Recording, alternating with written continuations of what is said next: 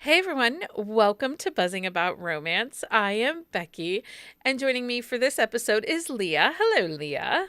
Hello. And Heather. Hi, Heather. Hi. And Lindsey. Hi, Lindsey. Hi. Okay, first of all, we all are like in dark colors or sad colors. hmm I am in bright blue, people. Well, you look a little sad, though. I Like, are mean, we just holiday worn out? Is that what this is? the holidays haven't happened yet. No, but It's everybody. cold. Okay. It's um, cold. Okay, we but we talked can't about the do weather another on episode. Wednesday. We cannot do No, another we got I weather know. so report. All much I'm fucking saying is snow. it's freezing. It's cold and we got so much snow. Mm. So Lindsay, Like how's I it that. in New am Mexico? Think it's 50 some degrees oh, today. It was shut actually up. Oh, really nice. Y'all are all welcome to moist. come visit. It's shockingly warm. Usually it's a little bit cooler than this. Like usually we're in usually it's like 10 to 15 degrees cooler. We've had 260 plus degree days this week. So Did you see We how haven't even excited she hit was to like tell us that 30 it was this 50 week. there? Like, Nice. she's so excited. It only okay, I feels hate winter -10 so much. here. I do not like the cold at all. Fair. So like Oh, I don't either, it but was I really refuse cold in to my move. apartment one day, and I like Charlie came home from work, and I'm like sitting there in my down jacket, freezing, and I'm like, "Can we turn the heat up like 5 degrees?" In the Um, 60s, you have your heat on when it's 60 degrees? Yes, yes, I do. Oh, okay. That's a It choice. depends on the house temperature, whether or not I turn the heat on or not. It okay. doesn't, so my apartment faces west, so it kind of gets pretty toasty in the afternoon, which I like. So usually it's just overnight because our temps drop so low at night. Um, Yeah. But Oh, in the wow. winter, like in the heart of winter, like we will have periods of time where it's like in the 20s, Yeah. but it's The not 20s would be nice that right now. long. I would take 20s. Okay. So before we came on, we were talking about Lindsay's library dilemma. Um, So Yes. I had a bit of a fiasco this week. Um, I was reading Quicksilver and Brimstone, which is like 46 hours of audiobook, and my library hold ran out. I had everything in airplane mode, thinking that that would, you know, extend it. And I had an hour and a half left in the book, like literally an hour and a half left in the book when my audio hold went away. And it just takes it away from you. And then my library was like, guess what? This audiobook license that we allegedly gave you, it doesn't exist anymore. And I listened to it somewhere else. I finished it, but I was so mad because I was just like, how? Like, one, I was like, I'm gonna be waiting 3 months to finish this stupid book. For an hour and a Like, how half. annoying.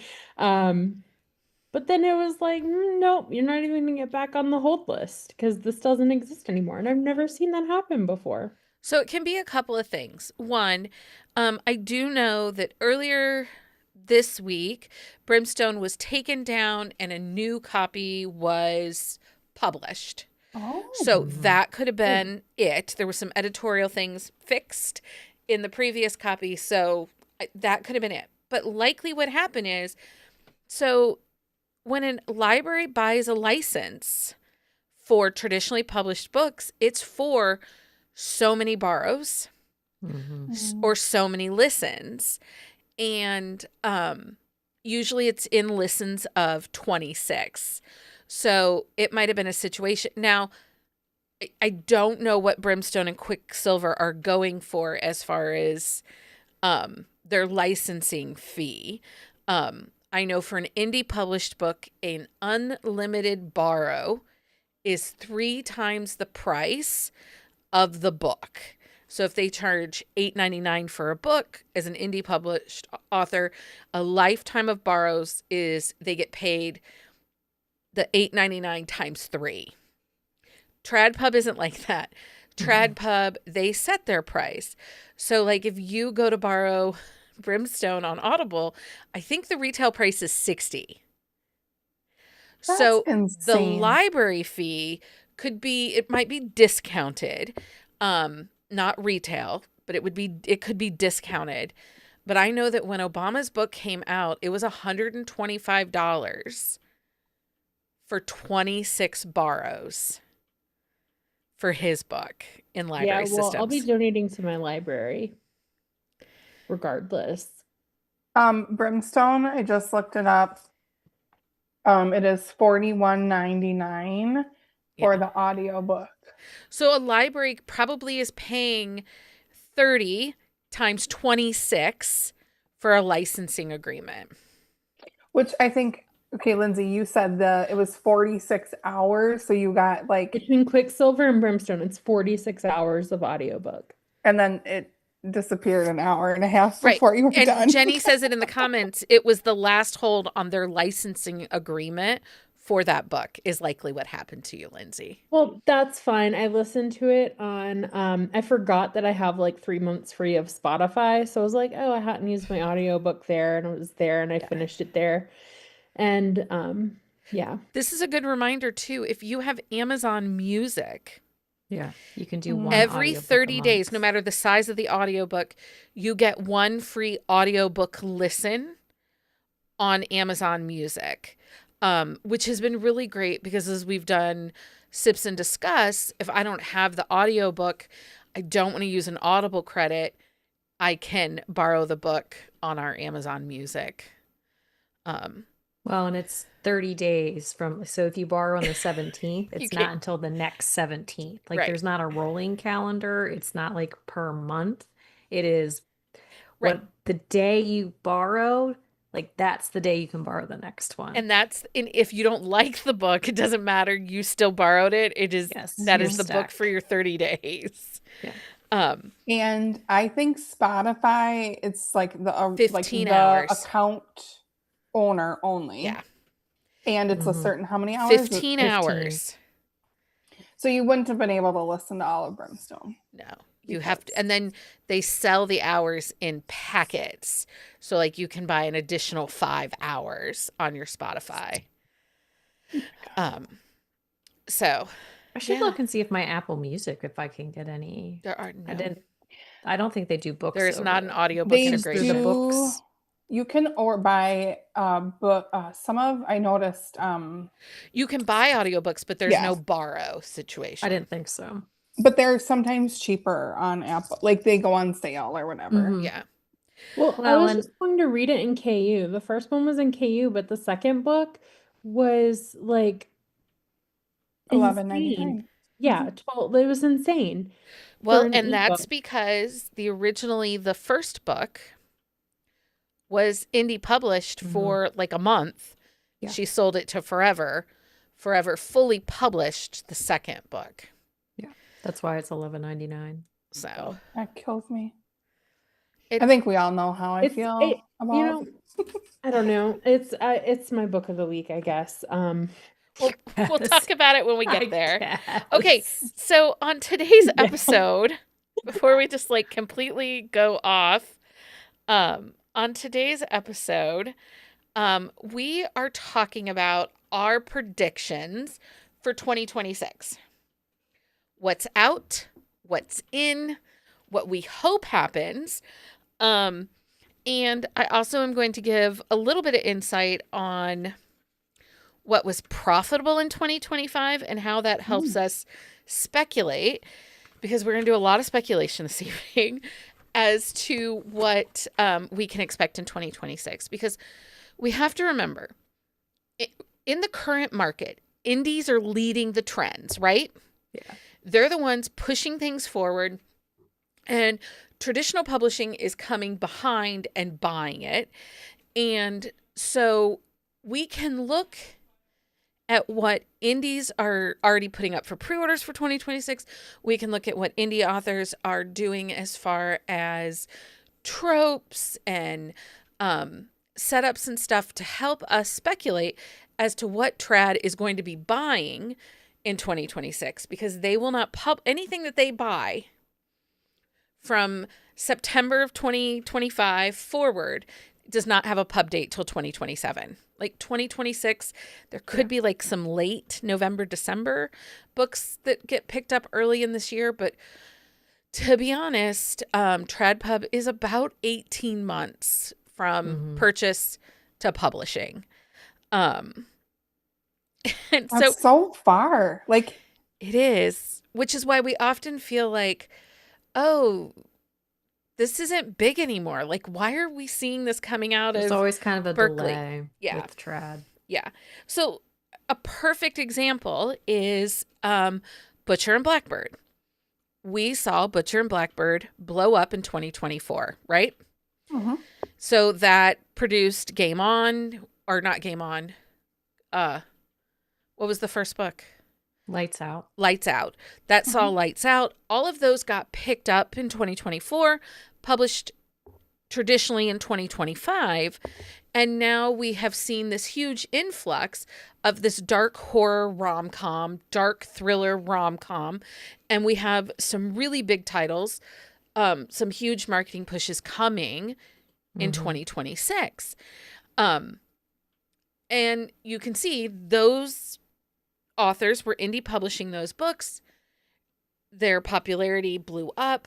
Traditional publishing said, hey, we want that money. They bought them. And now that's kind of leading the charge. So everybody's putting their stuff in the chat. That's so fun.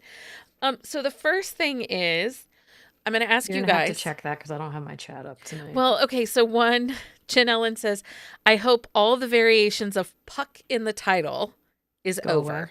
Yeah. She's done Goes with that. away. I'm down. I agree with you. It 100%, annoys me. Jen Ellen. Well, okay. So that asks my next question. Do you think hockey romance is on its way out? Is No. another sport going to take over? I think we're going to see I some don't. more sports like come up, but I think that hockey is here to stay for a while. I think Formula One is going to still stay or pick up pace, because I think we've still seen a lot more. We saw a lot more of those this year, but I think there's a lot more coming next year too.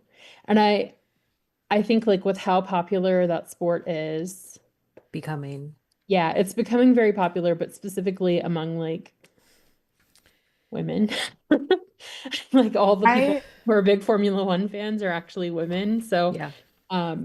I wouldn't be surprised to see like a lot more of that and see that kind of as a mainstay in the sports for a while. I don't think hockey is going away. I personally hope it doesn't.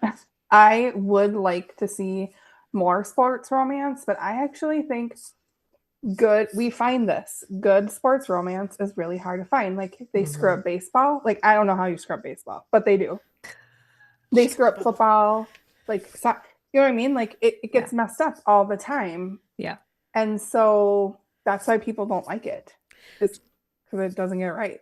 So based on predictions, what's coming out in publishing in 2026, sports romance that are going to gain ground in order. So hockey is still going to remain top. And there's one reason hockey remains top. It's a white sport. The majority of the players are white. It makes it easy for white women to read. It makes it easy for white women to write. That is the weight of hockey, right? Yeah. It's a very white sport. But sports that will gain ground in 2026, football.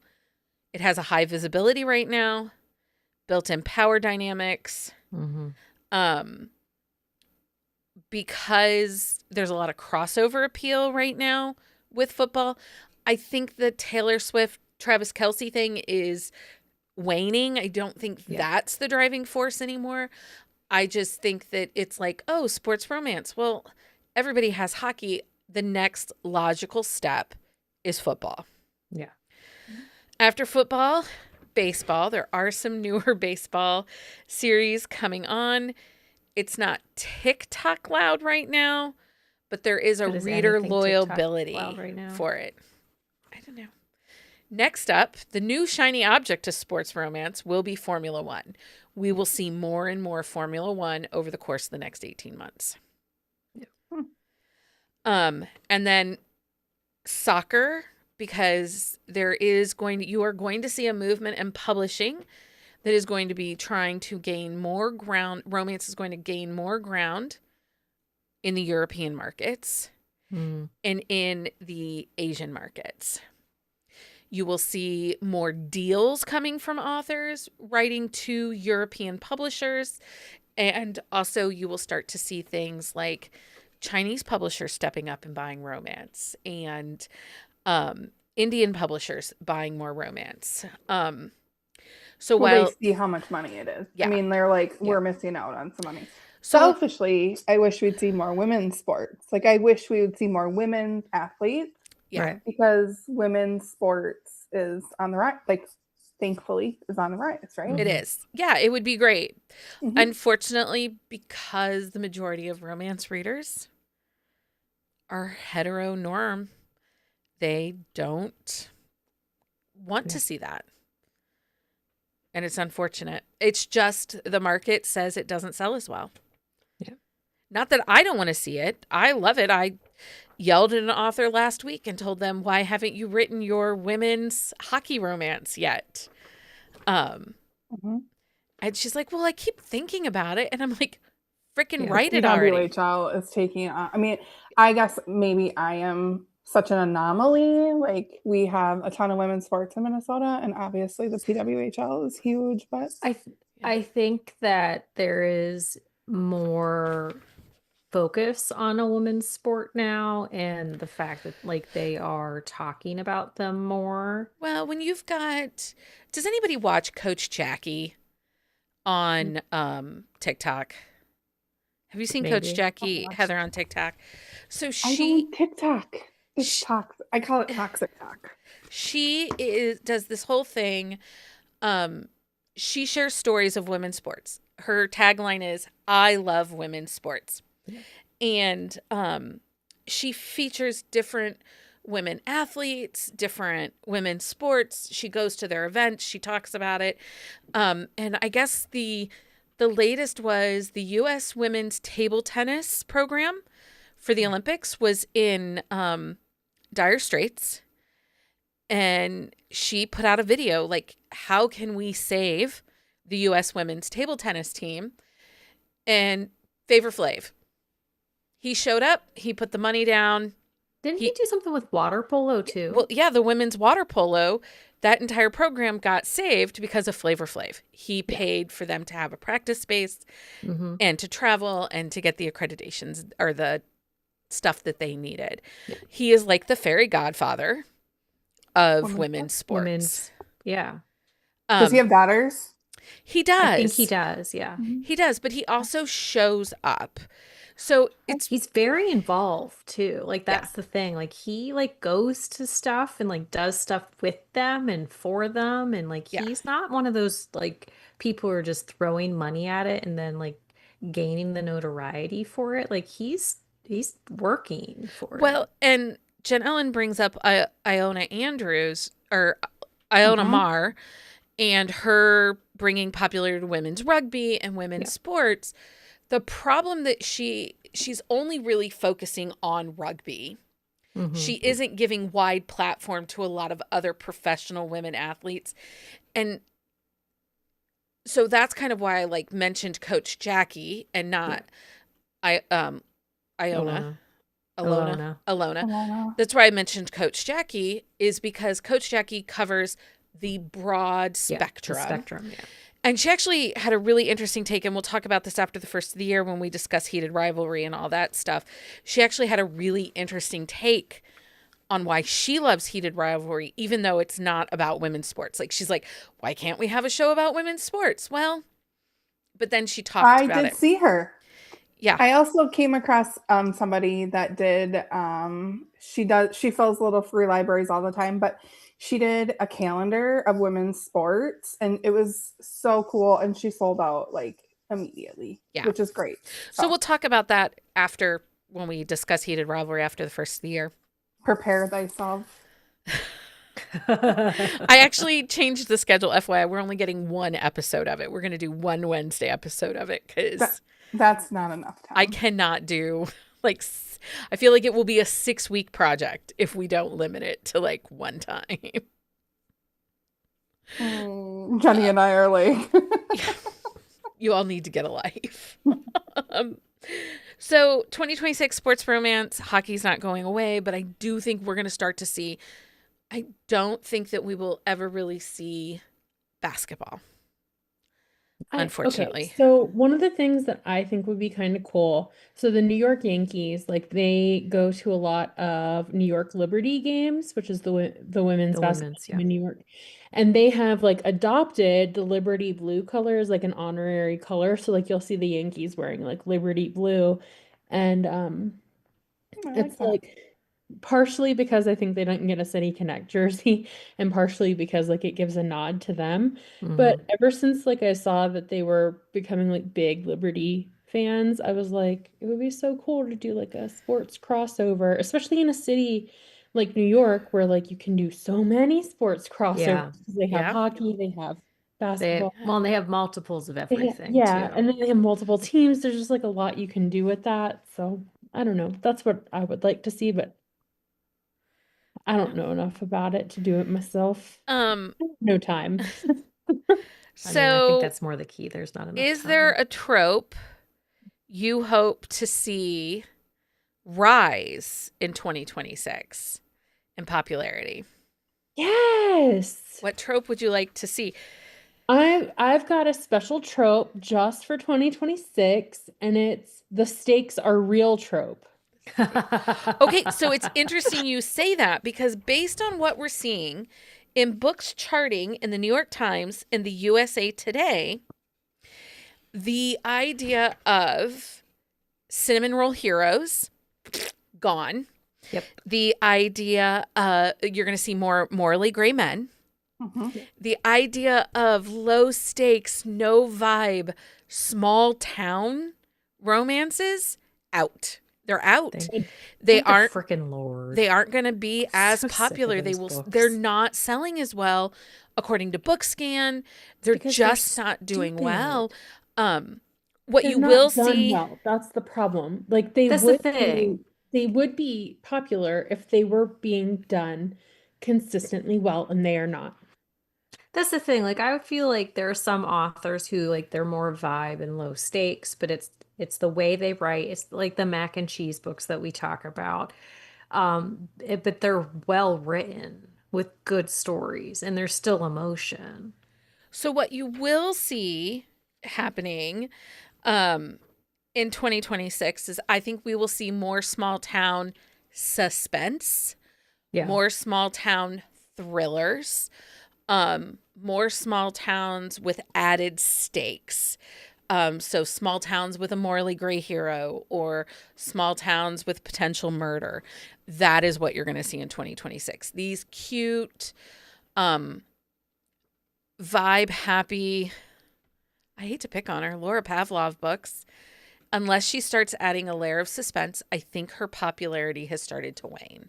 And it has, if you look at where she's charting in on Amazon every time she has a release.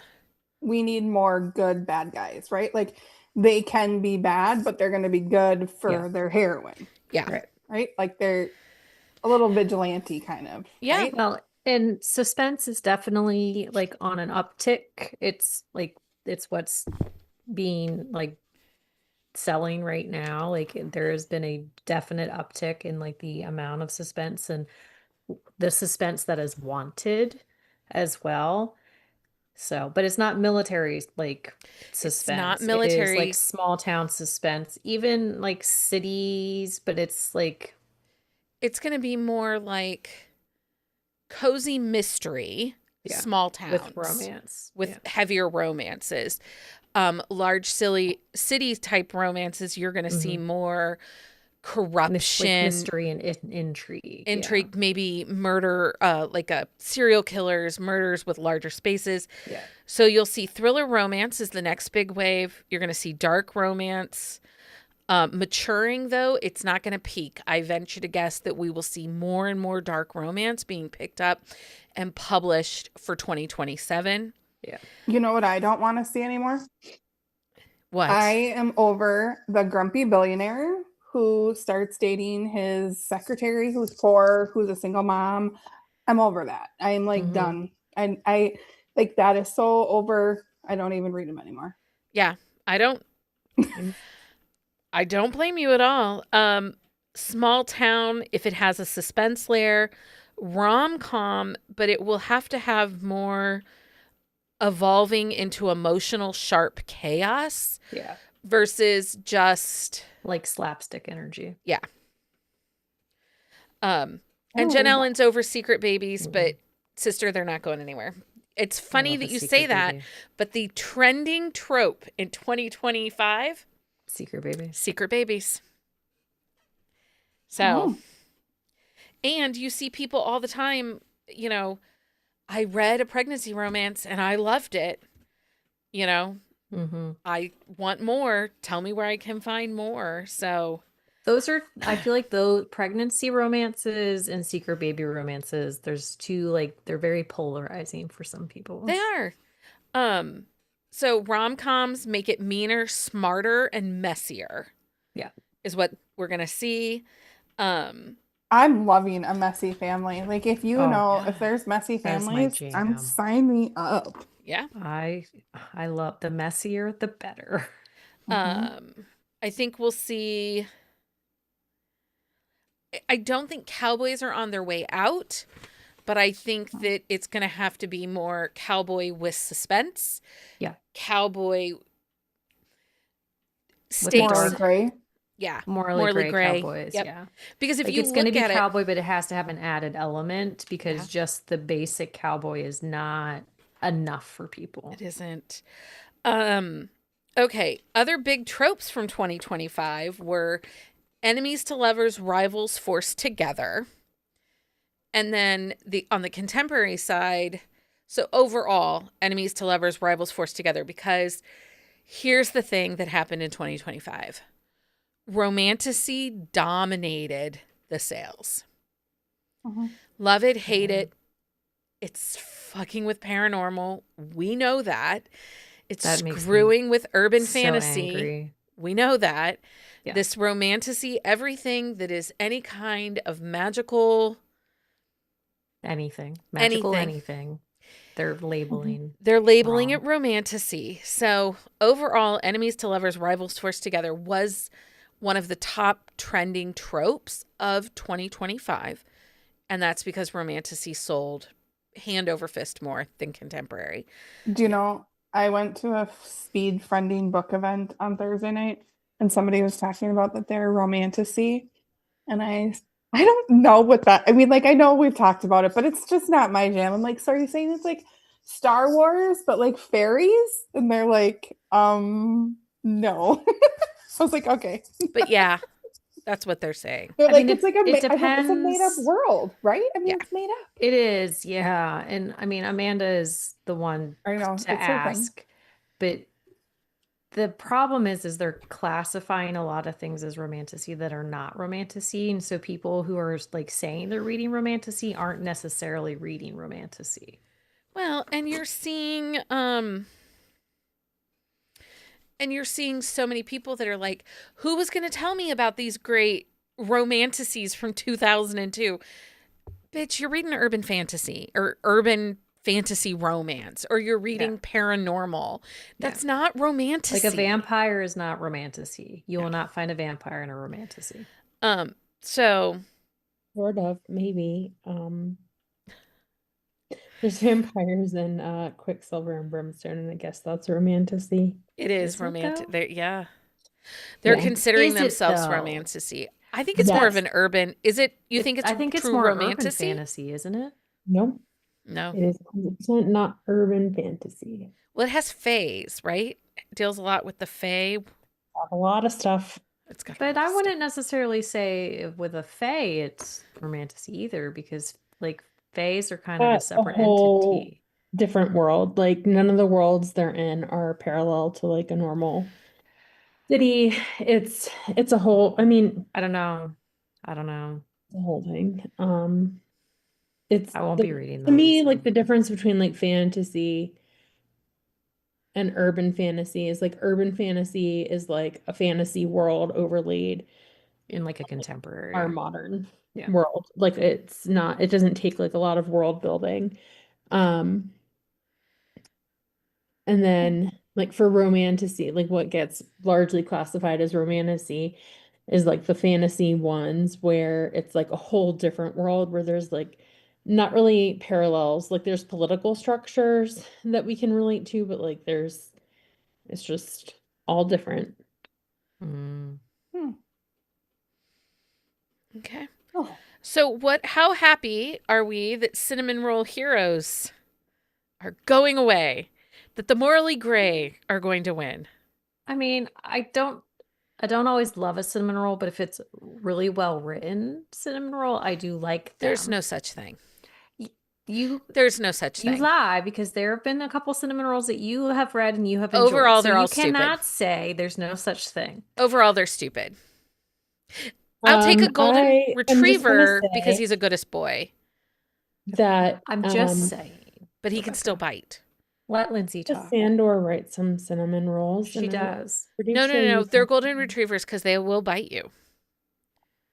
I'm just saying. I like hate golden the retrievers. golden retriever. I really hate the golden retriever black cat thing. Like super hate. I Super do- hate it. Like, can we just call it Grumpy Sunshine? Like, why is it not Grumpy Sunshine? Why is it reverse Grumpy Sunshine? Can we Well, shut don't use that reverse because down that's for stupid. next year? Because it's so stupid. Like, it's literally just Grumpy Sunshine. Reverse Grumpy Sunshine is just It's the not like dumbest thing I've anything ever heard. though. Yes. It's throwing like a reverse reverse- age gap. It's not reverse. It's a fucking age gap, people. Throwing It's the reverse same on it thing. is Exactly. I hate it. It's It's stupid. obnoxious. It drives me insane. But I don't. Insane. It drives me insane too. But if I can get people to stop using fucking reverse and say black cat, golden retriever, and they took out using reverse, I'm okay with that because I literally like want to punch someone every time I hear someone say, it's a reverse age gap. It's an age gap. She's older. How hard was it to add 2 words? Well, She's but there's no older. reverse. Like they're not Benjamin buttoning. Like they're not going backwards. I don't like the black cat golden retriever thing either. I would just like it to be called Grumpy Sunshine. I or agree. whatever. I don't know. I would like it to. I think, though, in my opinion, Black Cat is more than just grumpy, though. Yes. There's Like, like other levels to It's it. Which to me the when you black- say, go ahead. the black cat doesn't bother me as much because like there's a different nuance to the way the character is written rather than just a See, grumpy heroine. And I don't look as a black cat as just grumpy. No. She's slightly unapproachable. There's an air of mystique about her.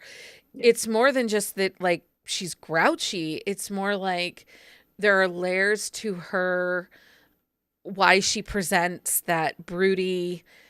RBF. Yeah. Yeah. Yeah. There's more to her than just being grouchy. Like, I have no problem with that.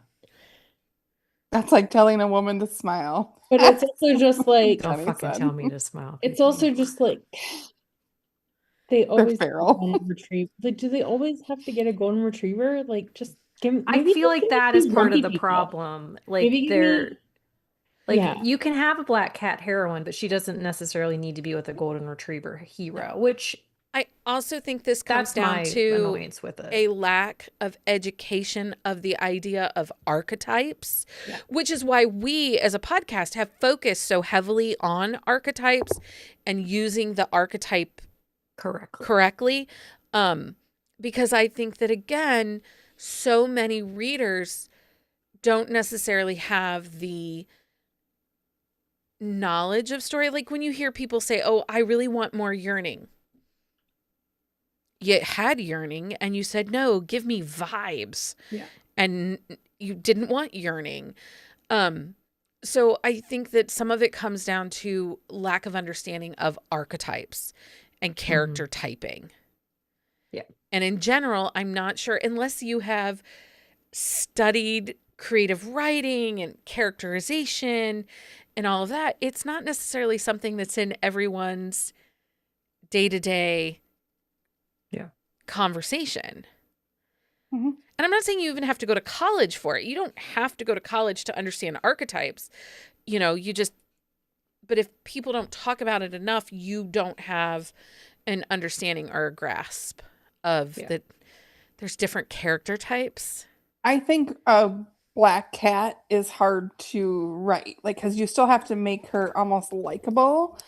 To like, you have to be able to get the reader to understand her and get in her head, right? Similar to like grumpy sun, like a grumpy hero, right? You have like, he is an asshole, but like we have to understand him. You have to explain why he's an asshole to us, so we can like him, right? Right. Well, but not every grumpy hero is an asshole either. So it depends on like how it's written and why it's written the way it is. And I think the biggest problem is a lot of the books, they don't flesh out the characters the way that they need to. And so they're really meh. Mm-hmm.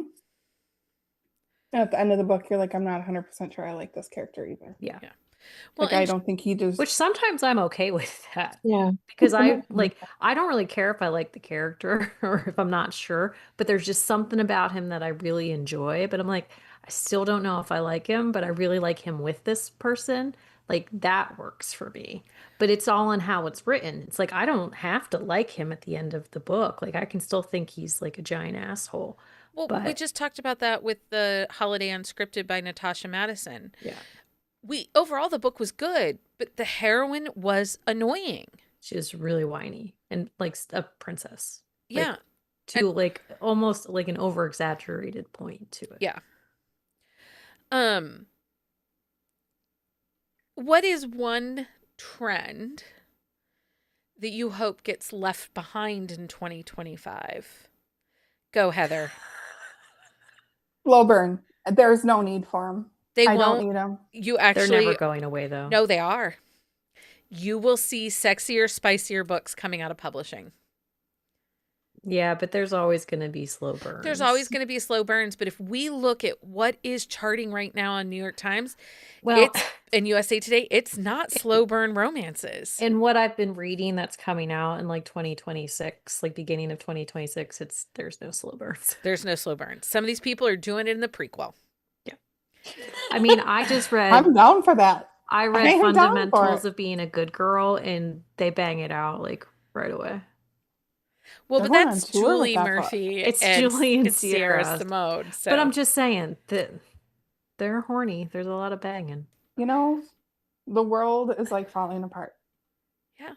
I do think we will see more banging in the books. I don't think, and it's been really interesting because, and we'll talk about this a little on next week's episode when we talk about our top reads of 2025.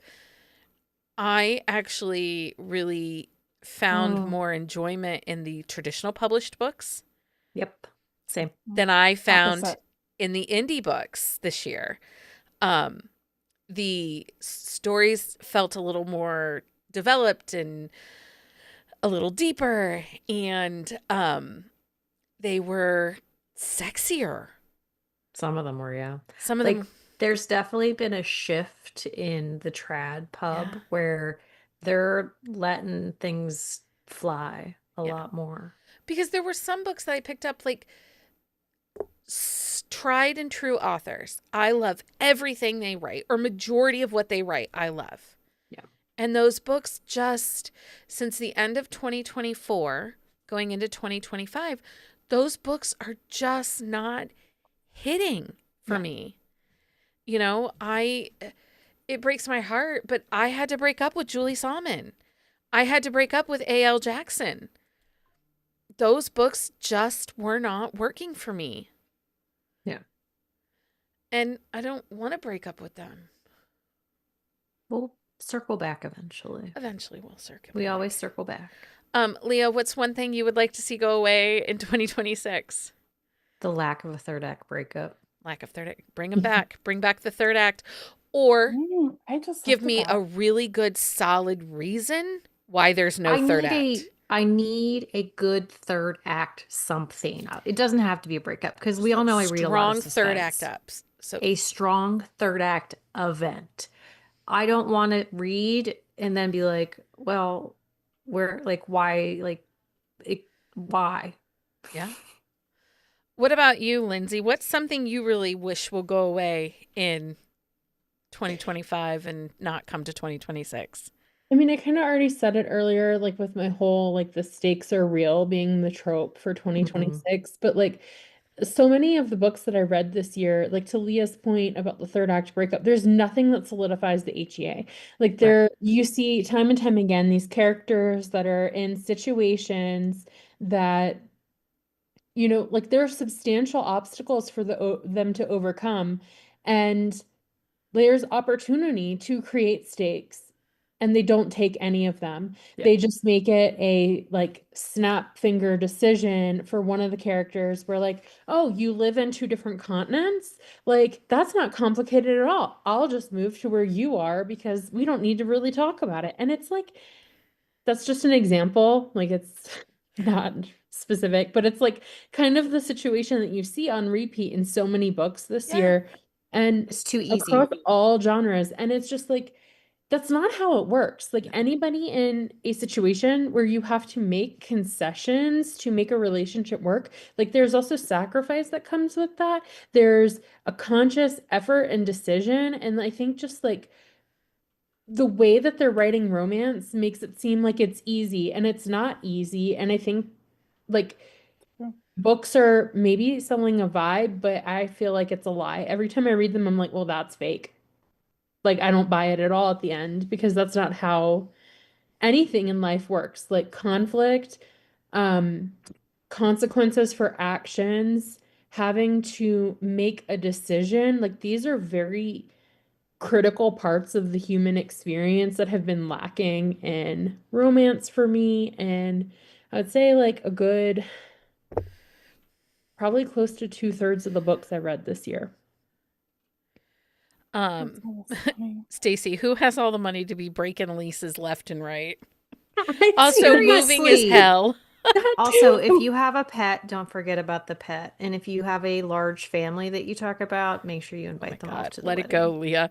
I'm Heather, never letting what that is go. yours? There's a hill I will die on. You had one. You said you had one. Well, Jen Ellen said over labeling and listing every single micro trope. Yes. Oh my God, that's so Microtropes annoying. drive me nuts. That crosses the line. Like They're spoilers. They are Yeah. 1000%. Yeah, I got really mad with like one of the Walker Rose books because I got an arc for it and they sent me like a list. It was like 20 microtropes long, and I was like, You're ruining the book for me. Well, there's no point in reading it now because I know was like, everything there's that no happens. surprises in the book now. And I was like, I'm not doing any more arcs for this. I was like, this is Also over troping a book. Like you only need like really like you don't even need to trope a book. Like yes, No, it's like let the fun. reviewers trope the book, but like even as somebody that works with authors and then works with the promo companies, give me 8 tropes in this book. This book does not have 8 tropes. And I also don't need to list like 8 books. 3 max. 8 tropes. Like you don't need more than like a couple tropes. And then they want, if you don't have 8 tropes, well then give me like 4 tropes and 4 micro tropes. Again, I don't need to give you the micro tropes because that is a spoiler.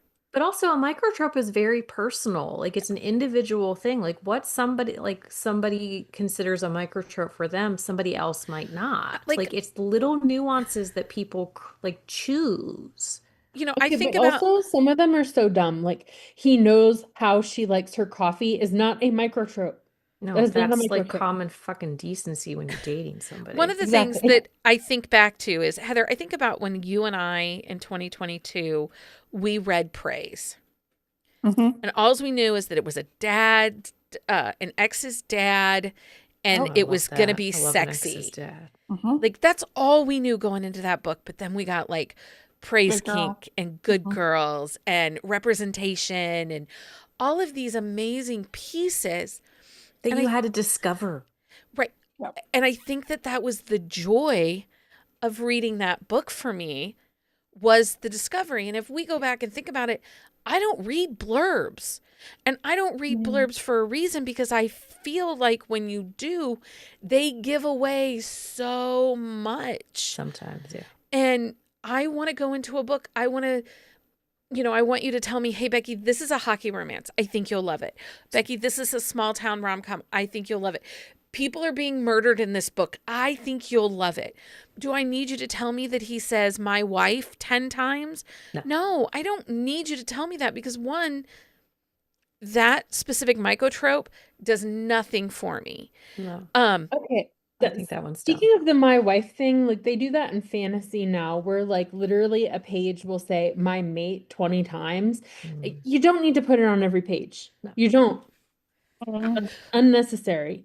It's So Karen brings up trigger warnings, and this is always going to be really decisive, Karen, for a lot of people. I have zero issue with an overlisting of trigger warnings. I have zero issue with that, because there are so many people that things can affect them and read it. You know, do I wish Kate Canterbury had put there were birds in or bats in that book? 1,000% I do, because I would have known right then, not for me. Not for me. You know, but I don't, you know, knife play. Okay. Maybe hesitant, because do I really love blood, and do I want to watch or read about a knife going in someone's vagina? No, I don't really care about that. So I have zero issue with over listing trigger warnings. I have zero issue with that. To me, if you don't have triggers and you don't care about them, skip the page and move on. Yeah. But I do. There are many people, I think of our co-host Jenny. She needs the triggers. She, has some things in her life. They're really important to her. They're really important to Amanda. And we have plenty of friends in our community that triggers, consent, are really important. And so I have zero issue with overlisting of trigger warnings. You have to know your friends when people can recommend books to Becky, Leah, and I, and they're like, oh, there's a whole list of triggers. And we're like, Becky just needs to know if the dog dies. The dog dies and birds. Things the rest of us, we're good. Like mine, like if there's an infant death type of thing. But honestly, like it depends on the time of year if that even is an issue for me. Which it's really interesting to work at the bookstore, and people will be like, well, give me a rec, and this is what I'm kind of looking for. First thing I ask them, do you have any triggers? Is consent important to you? Because if it's not, then you should be reading Penelope Sky, because damn sister does not believe in consent. That's the thing. Like if you have triggers or consent's an issue, like these are the books for you. If you don't have triggers and consent is not an issue, then these are the books for you. I mean, you could still read these ones and these ones, but I would never put a Penelope Sky book in front of Jenny. Oh my God, no. She'd have Amanda, if she knew going that was one of my favorite things. I went down that rabbit hole after one of our episodes because I was like, so crazy unhinged. Like, yes, like you can sell me on Unhinged. Like those books are so dark and so unhinged.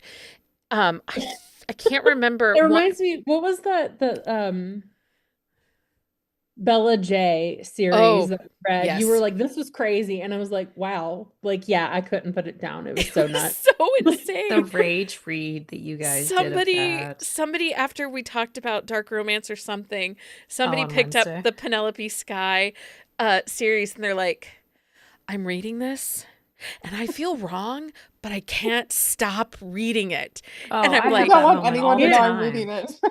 No, it's like being a kid in a candy store, and it's like you have a blank check. Heather, have you read that series yet?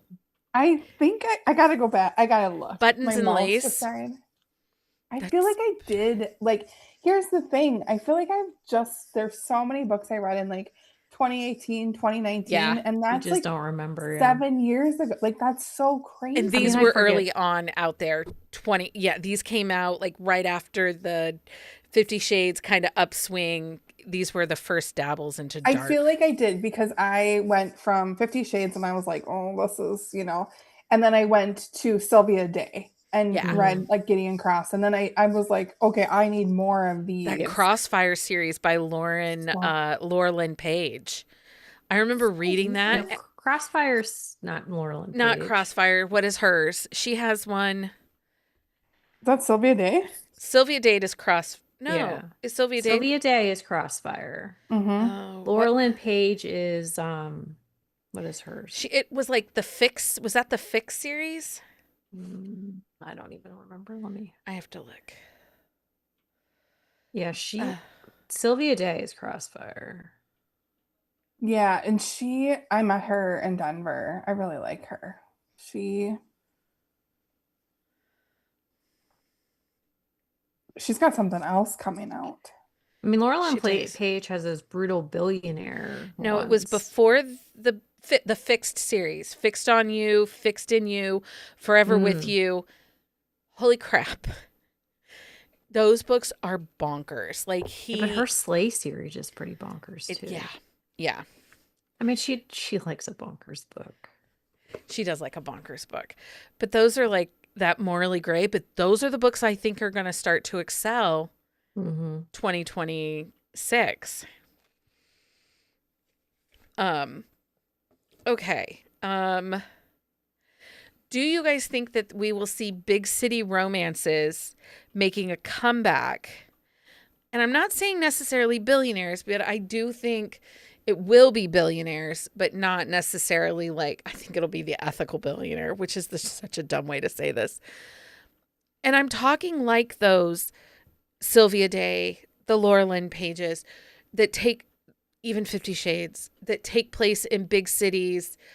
I don't think those ever really went away though. But they're not super popular. They're not as popular, but it's one of those things where like it's never left. So I mean, I think that like they might start selling again, but they're not. Do you think we will see a resurgence?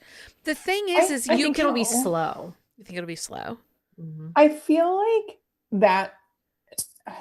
I feel like small town appeals to some people, right? Like that's a life a lot of people can't relate to, but they kind of like the idea of it. You live in this little small town, but a good chunk of people live in larger suburban areas, right?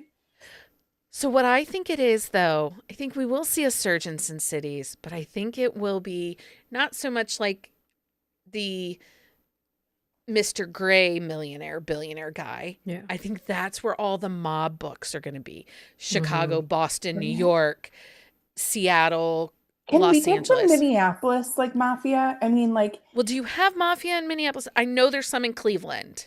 Yes, we do. They all run numbers. Yeah. I mean, what's his name? Al Capone used to hang out here. Okay, well, maybe you should find a long time ago. Maybe you should find a Minneapolis author and say, hey, I need you to write some mob books here. Yeah. I feel like that would be a good idea, but they have to be good. I'm going to be picky about it. No, I think that's fair. Bigger call. Can you write some Minneapolis?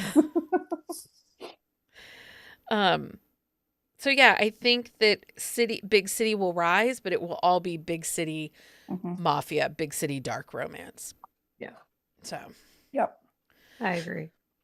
I think so over last summer we saw that Alex in the City, or what, Summer in the City book that was like fun and Alex flirty. Astor. Yeah, by Alex Astor. I think those books like that will be less and less popular. The kind of influencer debutante kind of lack of agency 20-year-old books. I don't think that those will be popular at all anymore. No, I mean, I think that people will still write them in the hopes that people are buying them and reading them, but they're not going to be like standouts.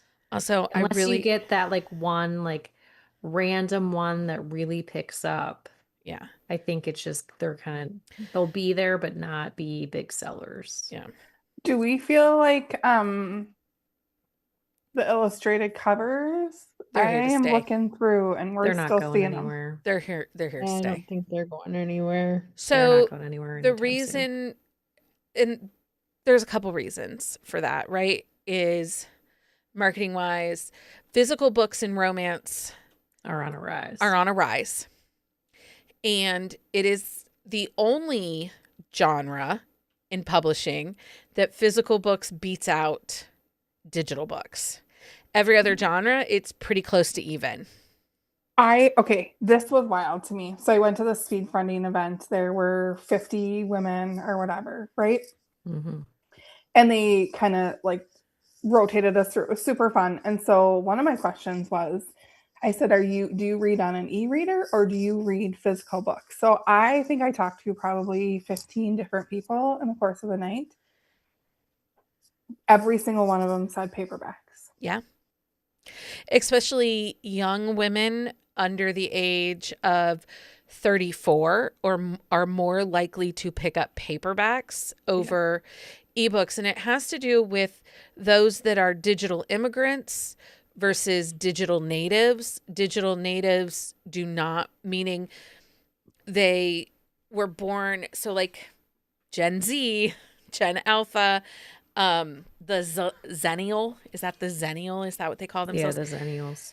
Those that the internet was just a part of their existence, their upbringing. They had computers and internet in school, the dawning of tablets and stuff like that.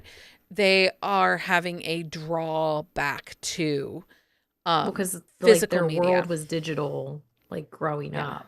Well, So like they want that tactile side of it. My own kids are big readers, and I know your daughter is, Leah. Mm-hmm. Neither one of my kids want to read on an e-reader. And so I said, I don't think I've read a physical book outside of my professional books in like 6 years. And they were like, I'm sorry, what? Well, and see, mine, like, she goes back and forth, but she does a lot of library books. So that's why she uses the e-reader. Yeah. Just because it's easier for her. And I prefer the e-reader. It's way better. Or my phone if I have to. It's just easier.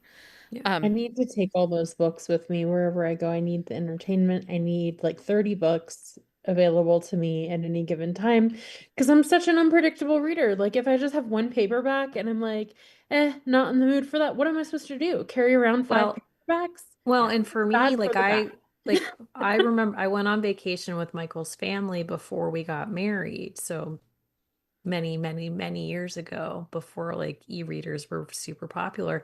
I took 6 books with me. Yeah, But I read them all, and then I didn't have any more books. But if you're a mood reader, if none of those 6 books? Well, at that time, like I read what I had because mood was not like I didn't have the option to mood read. But that's the thing, like, but had I read like taken enough for the whole week, I would have needed like 12 books, and like that gets really fucking heavy. It does. Jen Ellen said when she was on her cruise, she saw mostly physical books and only a few Kindles. Yeah. Yeah. So it's really interesting the way that the younger and new to romance readers are not interested in Kindle reading. Yeah. Okay. So that's it for this discussion. We will probably carry some of this over onto our Wednesday episode, which is co-host Festivus, where we will share our grievances, but also some positive things that we really are proud of or that we were excited happened for us in the year of 2025. It will not be a complete bitch fest. We promise to be uplifting and not chronic complainers. Okay. I do like a complaint. You do like a complaint. Complaint department. But it's that time. It's that time. For book of the week. Book of the week time. Lindsey, what's your book of the week? She's gonna fight. So I'm not. I are you fighting a book? Like, it's not really like a fight. It's more like this book was a very deflated balloon experience for me. All I hear is yes, that's exactly it. So I just want to say, like, I read Quicksilver and Brimstone. It is 46 hours of audiobook, 1,200 pages if you read it on paper.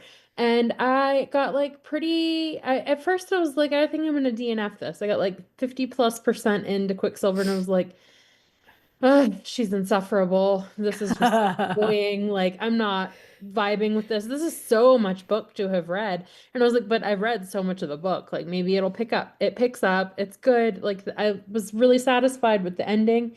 It had more of like a soft landing versus a hard cliffhanger, which I like that approach because I felt like you could get to the end of Quicksilver, and if you just wanted to like leave it, you could.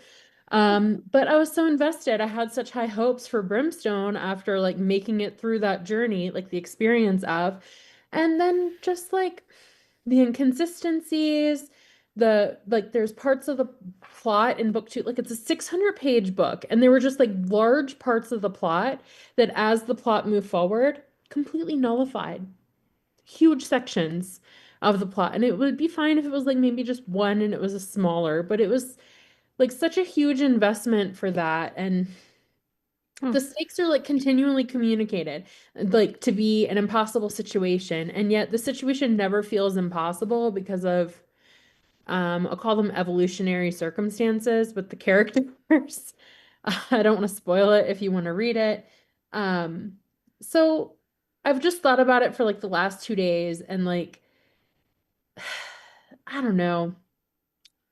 It's just the second book had like a soft landing cliffhanger. It didn't like leave me like, oh, I must continue on. I will read the whole series.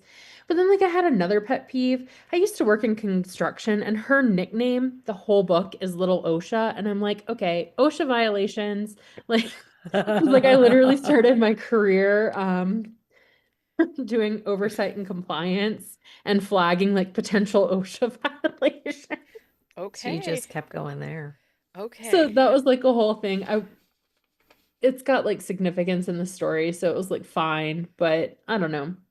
It's just a whole lot of book to invest for, and there's so much potential with the story. Like the story itself, I think the character development is good. There's a lot of really interesting characters. But also like there's sections where she's just like, I don't want to write this anymore. I'm just gonna do like this major plot event and we're just gonna eradicate this. I don't want to deal with it in my story anymore. And I'm like, Oh. wow, good for you. Interesting. Let's move on really fast. And I don't know. I expected a little bit more. I don't think it's terrible. I don't know if I recommend it. That was very long-winded for me. That's okay. It's Summary okay. section. Heather, what is your book of the week? My book of the week is Saddle to Sunup. It is by Emmy Sanders. It's an arc. It comes out later this week, I think the 18th. So it is part of the Darling Brothers. It's a small town, Montana. Like a cowboy romance. Lawson is an older main character, and he's kind of grappling with his sexual identity. He's divorced. Is he ace? Is he bi? So he's just kind of really struggling with that. It's a friends to lovers, which I love. It's a single dad, small town. I just really like Emmy Sanders. It's an MM. It just makes my heart happy. Okay. Leah, what's your book of the week? Mine is Burn the World Down by Anna Hackett. It is book 1 in her Unsanctioned series. This is her new one. It's all of the heroes are former assassins, and it's like they're all kind of dealing with entering back into like the real world type situation. This is Nash and Georgie's story. Georgie is the little sister of his best friend. They actually grew up in the same small town, and he was in the service, and then he got like recruited and he left town and stayed away because he didn't want to like darken her life. But then like her brother died, her parents died. Like this isn't spoiling it, her sister has been killed in Las Vegas, and so she is like there trying to get the guy who like killed her sister. And Nash realizes that Georgie's life has not been all sunshine and rainbows. And Is it connected to another series? no, it is a book one. It's a great place to start, Stacy.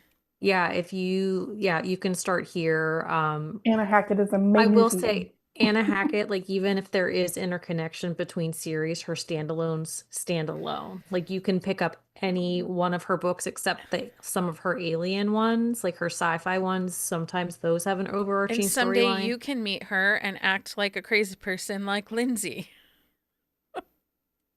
I was very unhinged when I met Anna Hackett. But then you had a delightful conversation with her husband, who is like one of the sweetest men. Like he is so nice. So nice. They lived in my home state. They did. Me too. Yes. They lived in Minnesota.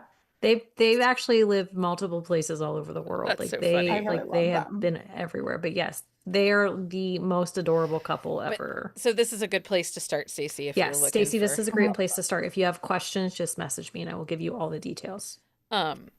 So my book of the week is actually one of my biggest anticipated releases of 2026, and that is Chasing the Ring by Lauren Rowe. It is did you read it? I did. I started it last night at 8:30 and guess it's done. There was no stopping me once I started. It's a football romance. He's a single dad. She finds out that her fiance is cheating on her the night before her wedding.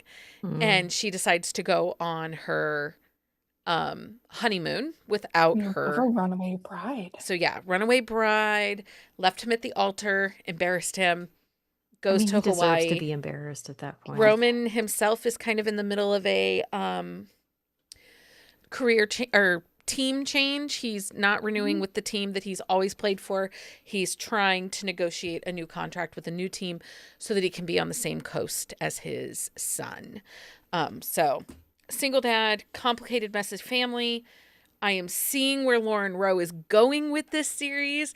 And while I do love her rock stars, I need this family. Roman's family, the mom and the dad.